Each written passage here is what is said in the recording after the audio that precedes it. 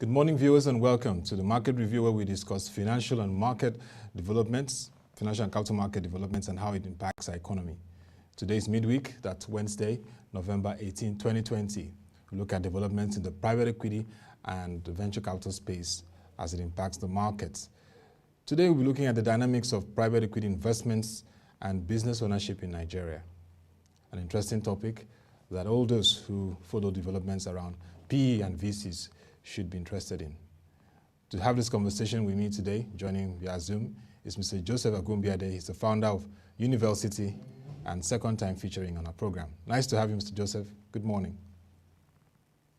Thank you. Good morning. Very great. Yeah.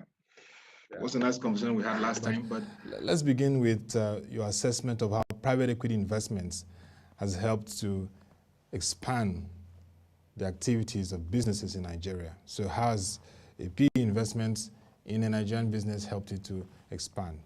If you give us an overview from the assessment you have.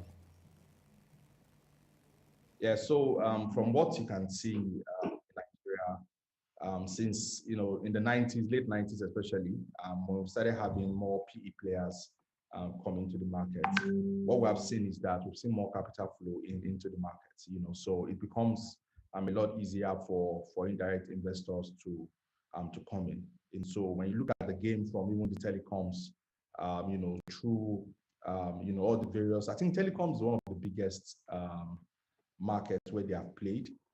There are other sectors, around hospitality and a couple of others. And then in recent times, we are beginning to see, what we call the new boys on the block, who are playing around the space of fintech. We've seen a lot of race in that space, and so gradually it's becoming something that we're getting used to, But what I would say is that it's still at the early stage, in its early days, We're in the early stages of this thing. When you look at the numbers, we are still talking about here in Nigeria. So there's a lot of room for improvement, massive improvement. There's a lot that we need to do so that we can encourage some of these capitals, foreign money to come in, so that we can do more. But so far, so good. I think I would say we have fairly done well, especially when you look at the African market, relative to the African market. But of course, in the global scene, most times when you go and you check some, market information, sometimes you don't see Nigeria, you don't even see Africa, So I believe that there's a whole lot work we need to get done when it comes to bringing in more funds into our market. So a whole lot of work has to be done. We'll get to that. But when we look at like the developed economies, and we've seen what the likes of Sequoia we discussed last time has done, investing in big tech companies like Facebook, like Google, like Twitter. And today those companies have become key drivers of the US market, the biggest markets in the globe. The NASDAQ is doing very well because of these tech companies. So let's look at the fundamentals for investing in businesses over the years. Let's take the developed economies. What has been that strong business case and evolution when you look at the likes of what Sequoia has done and other big ones like Carlyle in developed economies? So you see years of historic growth where you have a lot of experienced, people who are playing in that space. So when you talk about the kind of GPs that these guys are, they have, years of experience. They have mentors who have also played, in the business space for years. They've been seeing money from way back. I once read the story of Intel, and you will see how it started, from way back, even when Silicon Valley has not become what it is today. When you have a market where there are a lot of mature business players, what happens is that naturally it's easier for you to be able to attract funding. And when you compare that to what we have in our markets, one of the biggest gaps is that of education. Entrepreneurship education. We don't have this thing very, very well. It's not like, we've not had businesses that have been running from way back, 100 years. I recently watched this documentary on the history of Nigeria, and you see like Ojuku Transport Company, you see a lot of massive companies that have been running. These are forefathers actually explored a lot of those areas, but it was very little. And I also think that there were no a lot of knowledge or people in that market to support that growth that's what they have compared, in the foreign land. You see people who build on the premise that, oh, my dad has been, an investor, or he has, played in this space before. He has seen how to raise money and all that. And with that confidence, you understand what it takes, how you need to prepare yourself. But here, most of us are first timers and all of that. So I think the gap is that of education, is that of that we are early players. We are just starting. So more education, more investment education, more entrepreneurship education is what I think we lack when we compare ourselves to developed societies. So they keep, growing and growing. You have look at things like, what should you even know as a founder of a company? How should you structure your company from the start? Part of why we don't find a lot of businesses attractive here when you want to invest is that when you look at the structure from the get-go, it was already a mess. So those things we need to work on when we compare our markets with those very developed economies. Okay, let's take it practical. Talk about the need for more investor education, awareness, understanding for founders. So, for example, Web TV. I'm the founder now, and maybe a Carlyle group comes and says, well, we'd like to invest, let's say, $100 million into this and expand your operations. We see your great prospects and all that. So what should be the founders' concern to attract a private equity investments in a business that is willing to show that prospect and evolve? So I think the first thing you need to know is that you need to know that you need it, for expansion. Because it's possible that even as a founder, you don't have a growth mindset.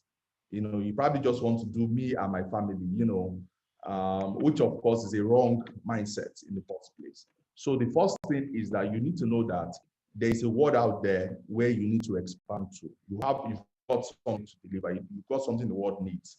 And for you to reach them, you need help. So as a founder, you must be in that position where you definitely admit that you need help. And when you do that, you now need to, sit upright. You don't grab it and say, this is my own because I started the company. No. These are things that have plagued our market, where we see there's a lot of cultural, I don't know, maybe it's just from where we are coming from, where we want to lay ownership on something that we started. So we need that openness. You also need to know that it's important that from the get-go you have proper books. Your accounting has to be well done. The structure of the company has to be well done. Accountability and transparency. In a lot of businesses here, we see people are not accountable. You dip hand into companies because you are the founder. So basically, in preparing yourself, everything that is necessary, some of the things that we are seeing incubators, the gaps incubators, accelerators are filling today in training people, business owners as they start to know not to make those mistakes. I think those are the core things that people need to know. So you need to prepare yourself, run it like a world-class company, even when you don't have money. And then, of course, when they come in and they look at your business, it becomes a lot easier. It's not every time a PE wants to see that you already have massive cash flow. Sometimes they just want to see that you as a founder, you have quality.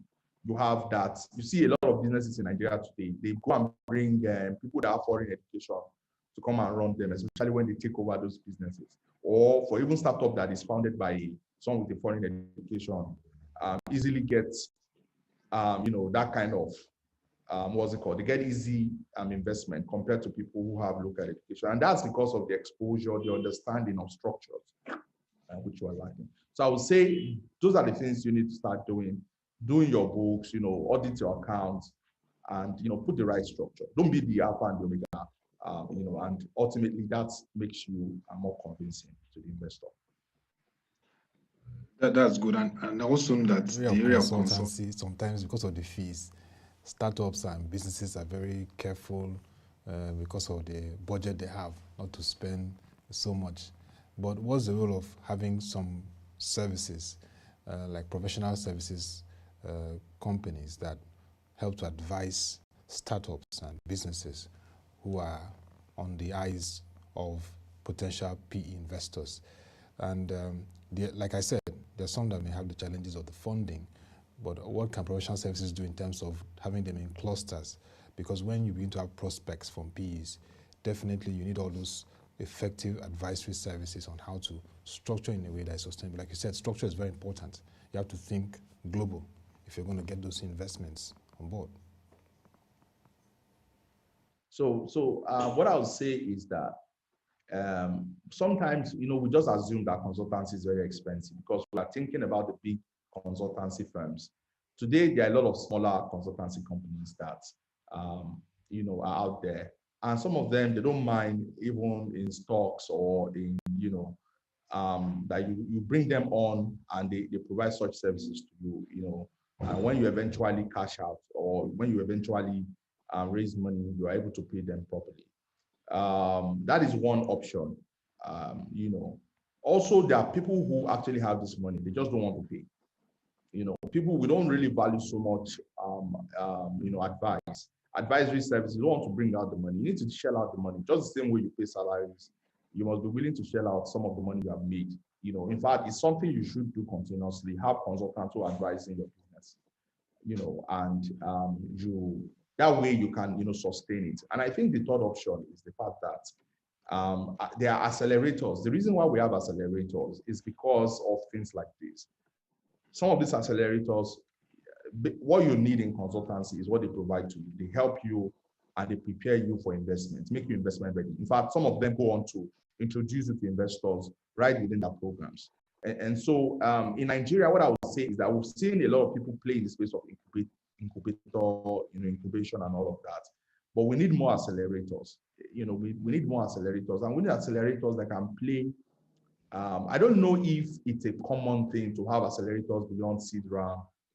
Even as you prepare towards your A, Series A, and all that, we need more, accelerators that can prepare people through all the various phases of raise, so that ultimately you can. But of course, the assumption is by the time you are thinking of Series A, you already have enough money for you to be able to pay for some of those services. So those are options that you have. So don't stay back. People don't ask questions. People don't ask for help. And that's the reason why most of the time businesses just end up going on that. You should pack up your business and go away. So those are things I think that can be done if you find it difficult to afford consultancy service. But most times they won't ask for their prices, they ask for their fee. We're afraid to even ask. Make friends with these people, and you'll be surprised that it's not what you think. You said a very important thing, the need to ask and the importance of accelerator programs. But if we were to assess some of them, what are the success stories in Nigeria?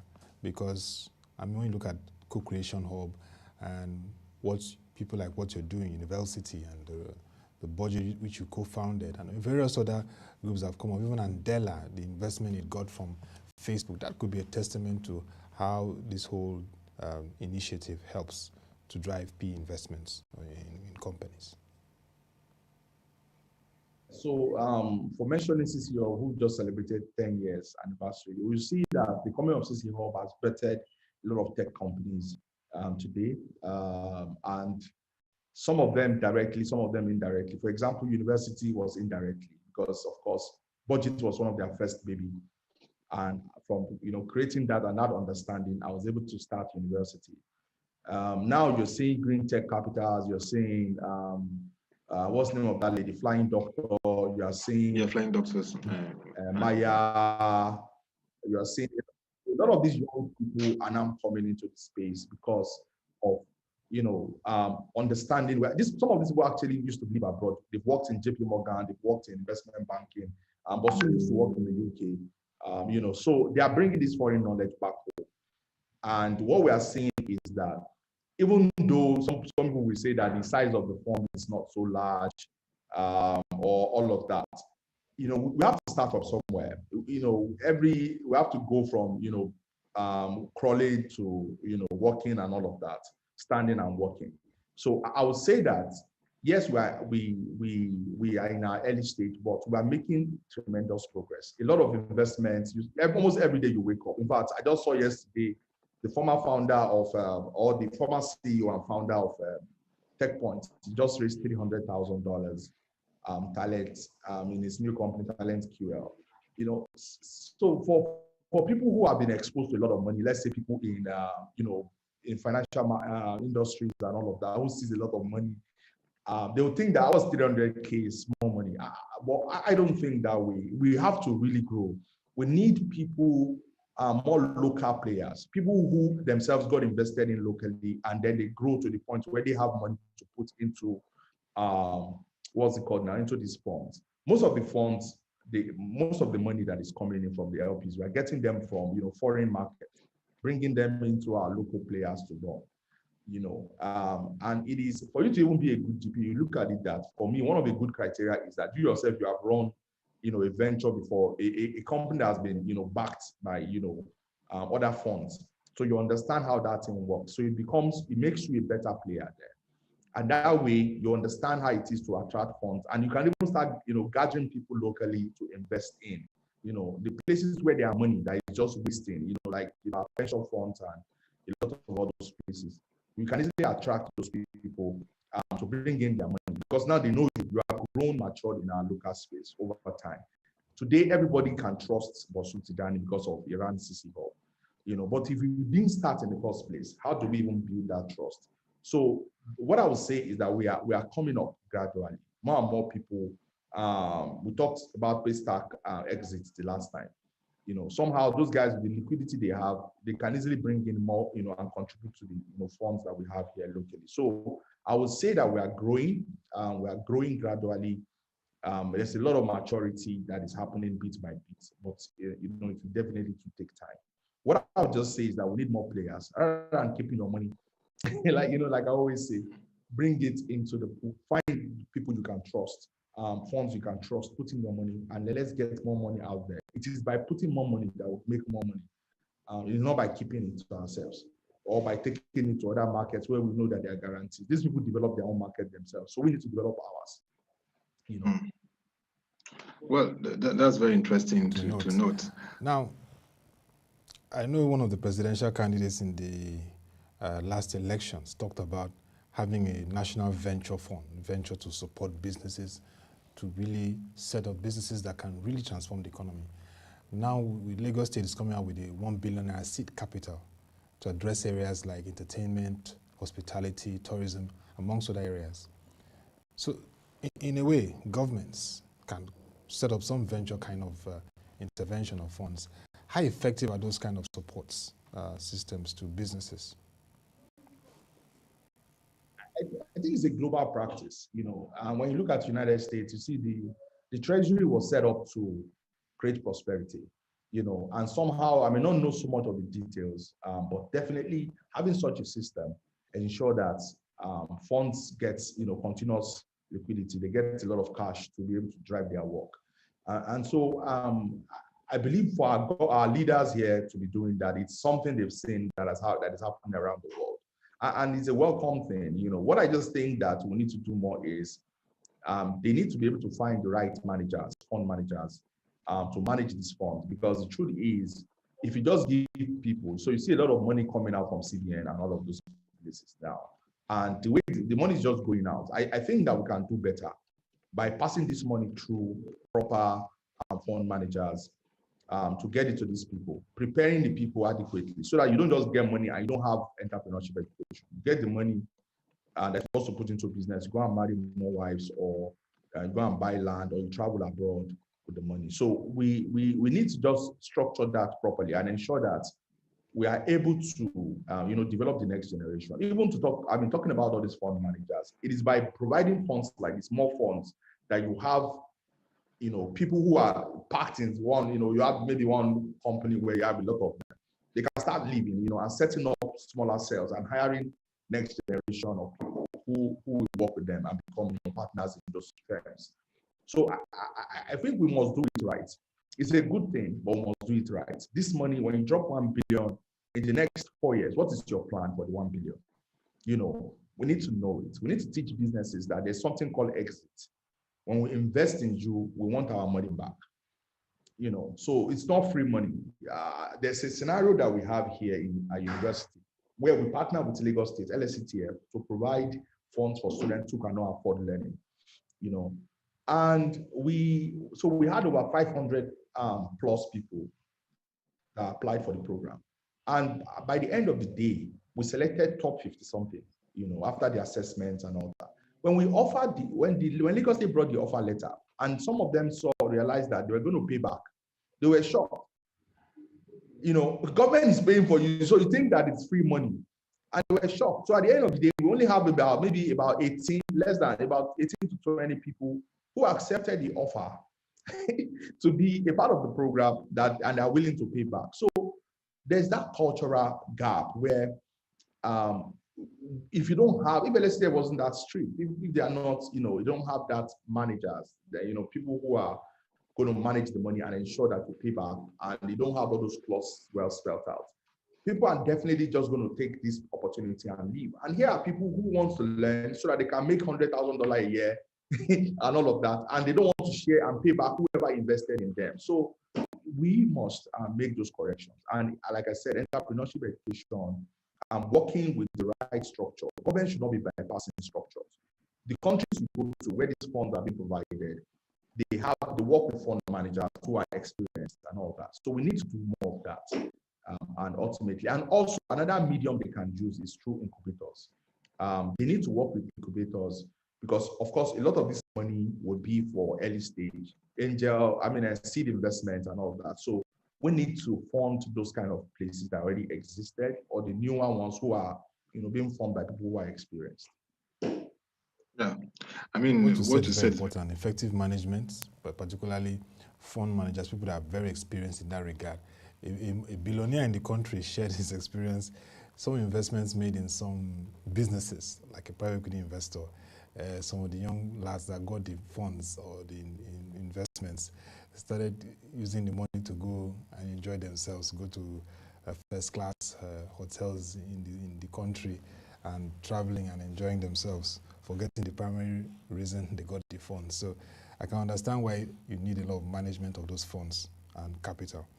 But lastly, let's look at, like you proposed last time, the need for more Nigerian-based equity groups to come together and invest in businesses. Will this reduce the tensions and concerns of foreign ownership of businesses in Nigeria? Recently we've seen cases of the fact that private equity foreign investor puts in some money, and then along the line there's this issue of legal tussle over who owns the majority shares in the company. Would those investments from our Nigerian-based equity help to reduce those tensions and concerns? It's a mixed feeling. I think it will by the time we start having more local funds. But the truth of the matter is that whoever it is that is putting their money into your business, they are putting it not because for emotional sake, not because they are family members, but because they want good returns. So ultimately, look at the majority of the LPs we have today. They are foreign money, and if we keep behaving like that, where we give problem to private equity funds like that, we will discourage some of these LPs to keep putting money into our market. I wish I can talk to an investment banker to ask what their own experience is after post some of the things that I have seen in the last couple of months. In terms of their foreign counterparts, the money coming from abroad. We must build confidence. No market, even America, money is coming from outside into America every now and then. So as we have more players, PE players here locally, and we should still give confidence to the outside money to be able to to still keep funding these guys. So if you have more GP here, definitely it will really be helpful, because now you're always in business, you always need to have a knowledge of local context. You need to be able to understand people. So I'll tell you something that happened one time. Somebody wanted to invest in a guy, in a company, investment is always about the person in charge. It matters a lot. And I looked at the guy and I interviewed the guy, asked him if he was married. He said no. By his age, he was in the age of where he should get married. I asked him if he has his own house, if he has moved into his own apartment, the rented apartment that he paid for. He said no. I asked him if he had a car. He said no. So I told him that if they give you this money, the first thing you're going to do is to go and get married, buy a small car, and you rent a house and all that. So with that knowledge for me, the guy said no, he argued it. But guess what? He raised money from another source, and eventually that was what happened. And the people who gave him the money were complaining to me. I made a random meeting, and they mentioned, and I asked who, and they mentioned the name. It's a very small market, small space. You get to know people. So if you were about to invest in a startup and you see that is the case of somebody as a local person, you understand what the guy's struggle might be, then you might be able to advise, you might be able to help the person. It's possible you are able to find the guy small money, say this one is investment for this company, but this one use it to tackle your hustle. That way you won't have a problem. You can be paying us back later. I'm just trying to give an idea. I'm not saying that to be like that. So we must understand those local contexts and ensure that this guy's problems are solved, his basic needs are met. That way you can focus and don't, deep down into the company. If we don't begin to bring people with such knowledge, then we'll begin to see, a lot of things. Sometimes people that we call fraud are just people that have some basic need, and those needs are not met. It's now left for us to now say, okay, it is not that you are going to use the money to buy Ferrari. It's not Ferrari that is the need. It is basic stuff that you can feed your family. You can do that. You can solve those major capital projects that we have, especially in Nigeria, at certain point in our lives. So that for me is the magic one to looking at the question you asked me. So it's not just about saying that ease tension by having more local players. It is that on everybody has to, we have to work more. The entrepreneurs have to work on themselves. The GPs themselves, we need more to come into the space. We need more LPs and then ultimately, when we do that and we do it very well, we can attract more funding coming from outside, and it will be a win-win for all the parties. Yeah, thank you very much, Mr. Joseph. I mean, you close on a very good note that we just need to build confidence, and P investors, whether foreign or local, they have to understand who they're investing in, startups and all that. And of course, the need for structure is there, but most importantly, accelerators programs are very good because they help to prepare these potential companies to receive this funding and channel them effectively, which of course brings the importance of having effective experienced fund managers to manage whatever kind of fund, whether it's a government seed capital fund or private groups investing in businesses. Thank you very much, Mr. Joseph Agunbiade, founder of Univelcity, for the time to discuss around the dynamics of private equity investments in Nigerian businesses. Hope to have you subsequently as we ramp up the year to review private equity and venture capital activities in Nigeria for 2020. Thank you so much. I appreciate the opportunity. Yes. Yeah, thank you. And that'll be all for this edition of the Market Review. You can send your comments and views on the dynamics of private equity investments in Nigerian businesses. You can send those comments to news@proshenji.com and we can respond appropriately for you. You can also follow at Joseph Agunbiade on Twitter for thoughts and perspectives around this topical issue. And of course, at Univelcity. Follow at ProShare and at Web TV for updates and developments in the Nigerian capital market and financial market space. The analyst NG is also there for you. On our website, you can click up, check up. We're on the markets segment. We have full coverage of all the spaces of the markets, including the private equity, the commodities, and other parts of the markets, equities and fixed income. Till we come your way again, thank you for watching. Have a nice day and stay safe.